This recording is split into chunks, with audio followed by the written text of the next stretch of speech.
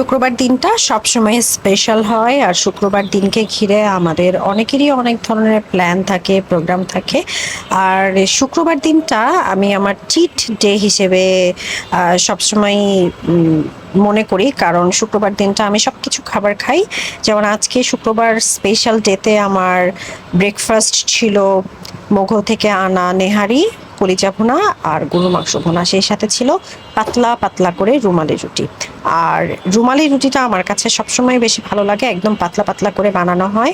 সেই সাথে নেহারি যদি হয় তাহলে তার কোনো কথাই নেই। আর এইভাবে করে নেহারির হাড় খেতে আমার কাছে অনেক অনেক অনেক বেশি ভালো লাগে।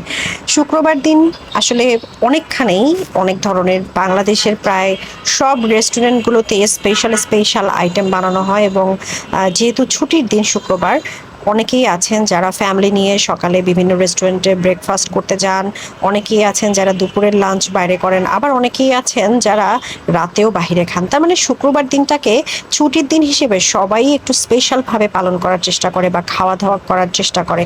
তো সবাই ভালো থাকুন।